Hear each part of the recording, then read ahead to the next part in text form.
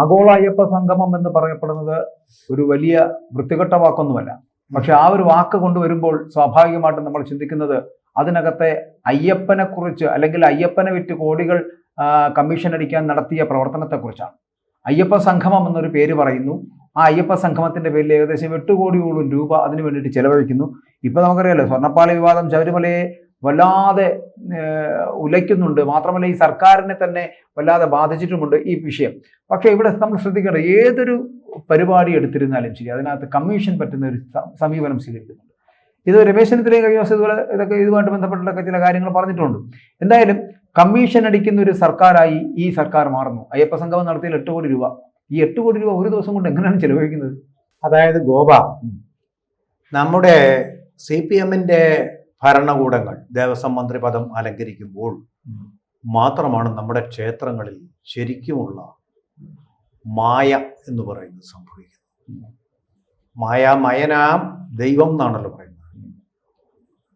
ആ മായയുടെ അത്ഭുത കാഴ്ചകൾ സംഭവിക്കുന്നത് CPM ഭരിക്കുമ്പോഴേ കാണാൻ കഴിയും. മറ്റ് വിശ്വാസികളുടെ ഭരണകൂടം ഭരിക്കുമ്പോൾ നമുക്ക് അത് കാണാൻ കഴിയില്ല. നമ്മൾ എന്തെല്ലാം ഇപ്പൊ കാണുന്നത്? സ്വർണം ചെമ്പാക്കി മാറ്റുന്നു, വെള്ളം യേശുക്രിസ്തു പണ്ട് വീഞ്ഞാക്കി മാറ്റിയതുപോലെ സ്വർണം ഇപ്പോൾ ചെമ്പാക്കി മാറ്റുന്ന കാഴ്ച. അതുപോലെ ഇപ്പോൾ അഭിഷേകം നടത്തുന്നത് പൂക്കൾ കൊണ്ടോ നെയ് കൊണ്ടോ പാല് കൊണ്ടോ അല്ല.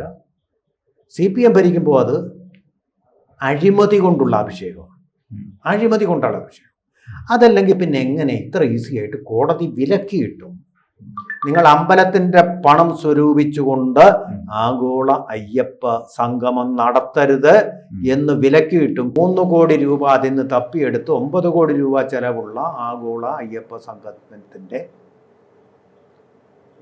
ഫണ്ട് കണ്ടെത്തുന്നു. സ്പോൺസർമാരെ കൊണ്ട് അത് ചെയ്തു. ഒരൊറ്റ സ്പോൺസർമാരുടെ പേര് പറഞ്ഞിട്ടില്ല. സ്പോൺസറായിട്ട് അവർ പറയുന്നത് ഉണ്ണികൃഷ്ണൻ പോറ്റിയാണ്. ഉണ്ണികൃഷ്ണൻ പോറ്റിയുടെ 5 പൈസയുടെ വരുമാനമില്ലാത്ത ഒരാളായിട്ടാണ് ഇൻകം ടാക്സിൻ്റെ റെക്കോർഡുകളിൽ. ഇതുവരെ നികുതി പണം അടച്ചിട്ടില്ല. അപ്പോൾ ഇതുവരെ നികുതി പണം അടച്ചിട്ടില്ലാത്ത ഒരാൾക്ക് സ്പോൺസറാവാൻ കഴിയുന്ന അത്ഭുത വിദ്യയും CPM ഭരിക്കുമ്പോൾ ആണ് നമ്മൾ അമ്പലങ്ങളിൽ കാണുന്നത്. അപ്പോൾ അമ്പലങ്ങളിൽ അത്ഭുതങ്ങൾ, ദിവ്യാത്ഭുതങ്ങൾ കാണണമെങ്കിൽ അത് തീർച്ചയായിട്ടും CPM തന്നെ ഭരിക്കണം.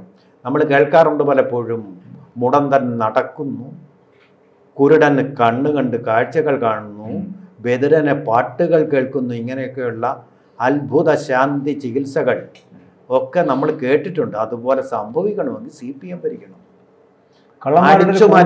കള്ളന്മാരുടെ ഒരു കൂടാരമാണ് ഈ CPM എന്ന് പറയുന്നത്. അവിടെ നിന്നുകൊണ്ട് അവർ ഈ നടത്തുന്ന പ്രവർത്തനങ്ങളാണ്. ഇപ്പൊ താങ്കൾ പറഞ്ഞതുപോലെ 8-9 കോടി, ഇപ്പൊ ഈ ഒരു ദിവസം കൊണ്ട് ഇത്രയും കോടികൾ ചെലവഴിക്കുക എന്ന് പറയപ്പെടുന്നത് എന്താണ് ചെയ്തത്? കമ്മീഷൻ അടക്കമാണോ 8 കോടി രൂപ ചെലവഴിച്ചിരിക്കുക? അല്ലെങ്കിൽ തന്നെ ചെലവഴിക്കപ്പെട്ട പണത്തിന് കണക്ക് വേണം.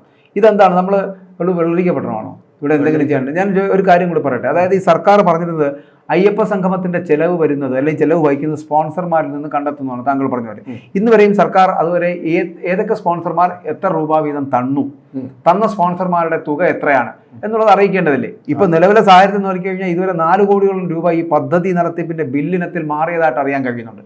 അത് മാറിയിരിക്കുന്നതെന്ന് വെച്ച് കഴിഞ്ഞാൽ ദേവസ്വം ബോർഡിന്റെ വർക്കിംഗ് ഫണ്ടിൽ നിന്നാണ് ഈ പണം ഏകദേശം 4 കോടിയോളം രൂപ പോയിരിക്കുന്നത്. ഈ സ്പോൺസർമാർ പണം നൽകിയിട്ടുണ്ടെങ്കിൽ ആ പണം എവിടെ? എങ്കിൽ പിന്നെ എന്തിനാണ് ദേവസ്വം ബോർഡിന്റെ ഫണ്ടിൽ നിന്ന് ഇങ്ങനെ പണം കൊടുക്കേണ്ടി വരുന്നത്?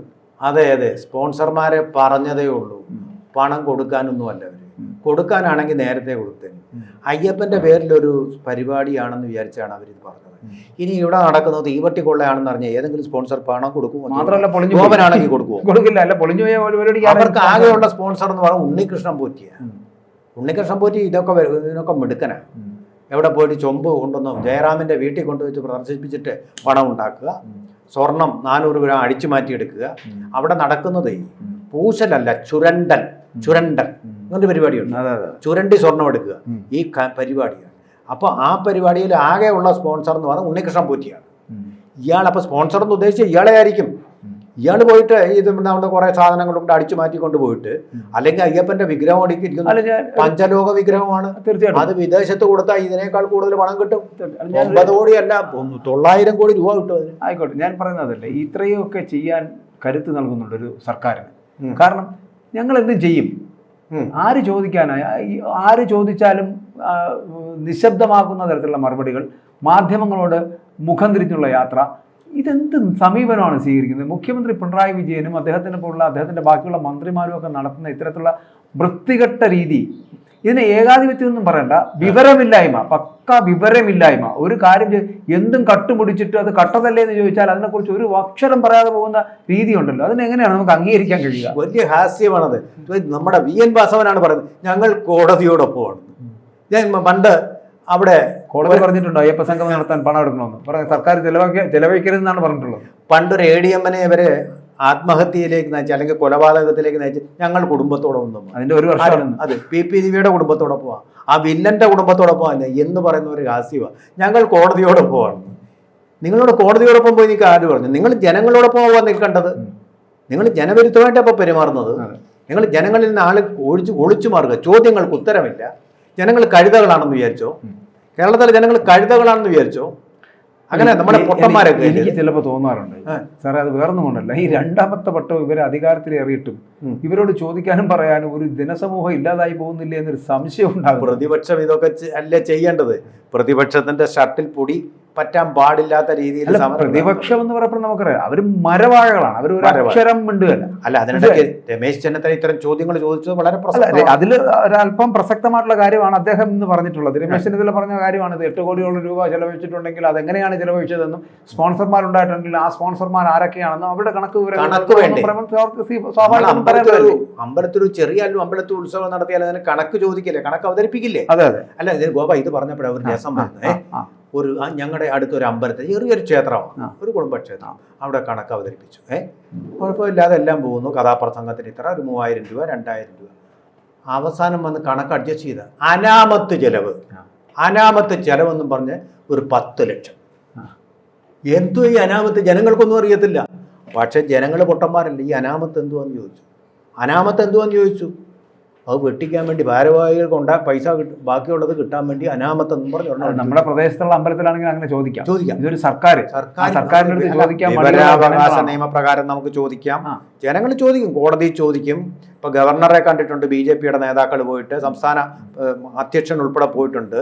ഇത് വെറുതെ ഒന്നും ആകുമെന്ന് വിചാരിക്കണ്ട. ഇത് സ്നോ ബോളിംഗ്. ശരി, ഞാനിവിടെ മറ്റൊരു കാര്യം, ഈ പ്രതിപക്ഷത്തിന് ഞാനങ്ങ് വിടുകയാണ്. കാരണം കോൺഗ്രസിന് എന്തായിരുന്നാലും നട്ടലുള്ളവർ ഈ പരിപാടികളിലോട്ട് ഇറങ്ങുന്നില്ല. അവർക്ക് അങ്ങനെ നട്ടലുണ്ടായിരുന്നെങ്കിൽ നട്ടല്ലല്ല മൂക്കല്ല അടിച്ചു പിടിച്ചു. അതെ, ഇവിടെ BJP-യുടെ ഒരു റോളുണ്ട്. കാരണം അയ്യപ്പ സംഗമം നടത്തുന്നവർക്കെതിരെ ശക്തമായ ഒരു സമീപനം സ്വീകരിക്കാൻ BJP-ക്ക് കഴിയും. കാരണം അവർ നാമജപ ഘോഷയാത്ര അടക്കം നടത്തിയിട്ടുണ്ട്. അയ്യപ്പ വിഷയവുമായിട്ട് ബന്ധപ്പെട്ടിട്ട് പലപ്പോഴും നടത്തുന്നു.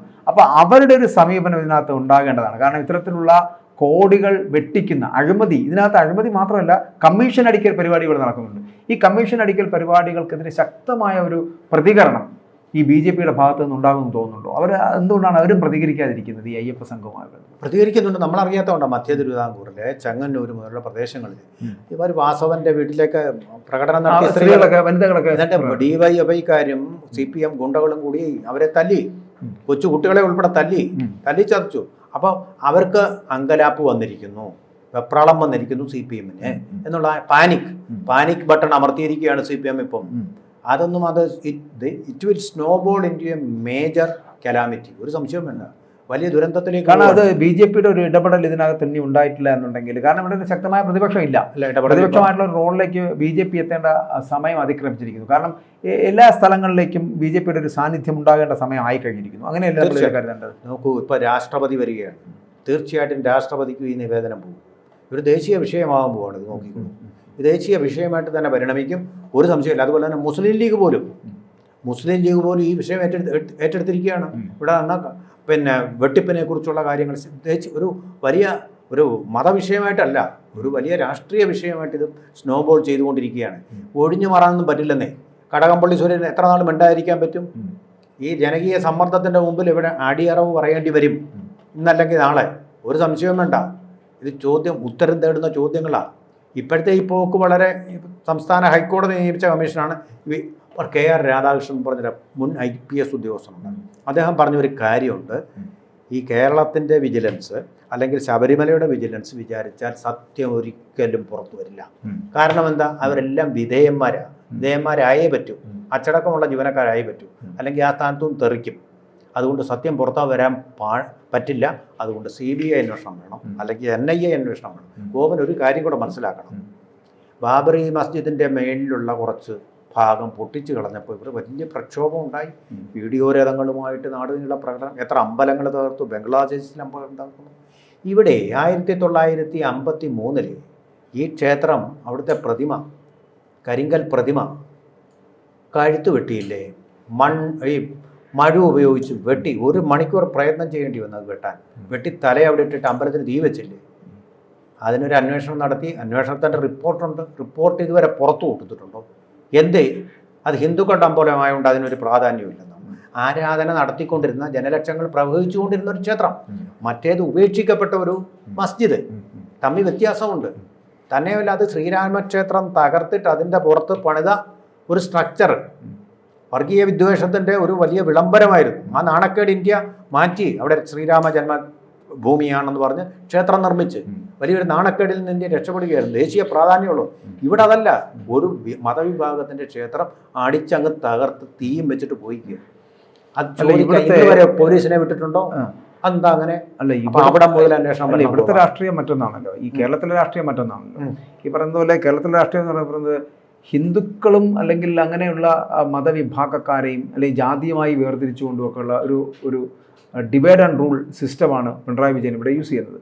പക്ഷേ ഇപ്പോൾ നമുക്ക് മനസ്സിലാക്കാൻ കഴിയുന്ന ഒരു കാര്യമുണ്ട്. ഹിന്ദുവിനെ മാറ്റി നിർത്തിയുള്ള ഒരു രീതി നടക്കില്ല എന്നുള്ളതുകൊണ്ടാണ് അയ്യപ്പ സംഗമം ഉൾപ്പെടെയുള്ള നടത്തി SNDPയെയും NSSനെയും ഒക്കെ സ്വന്തം കരവലയത്തിലേക്ക് കൊണ്ടുവരുവാൻ വേണ്ടി പിണറായി വിജയൻ ശ്രമം നടത്തിയത്. ഇപ്പോൾ അതിനകത്ത് ഭാഗികമായി വിജയിച്ചത്. കാരണം NSSും SNDP ഒക്കെ ഈ പറഞ്ഞ പോലെ എത്തുന്നുണ്ടെങ്കിൽ കൂടിയും, CPMനോടൊപ്പം എത്തുന്നുണ്ടെങ്കിൽ കൂടിയും വിശ്വാസ സമൂഹം എപ്പോഴും അയ്യപ്പനോടൊപ്പമാണ്, അല്ലാതെ CPMനോടൊപ്പമല്ല. തീർച്ചയായും. അപ്പോൾ അങ്ങനെ വരുമ്പോൾ ഇവിടെ ഞാൻ പറഞ്ഞല്ലോ, ഈ ഏകദേശം 8 കോടിയോളം രൂപ അഴിമതിയും ഈ പറഞ്ഞ പോലെ കമ്മീഷനടിയും നടത്തി ഒരു അയ്യപ്പ സംഗമം നടത്തുന്നത് എന്തിനായിരുന്നു?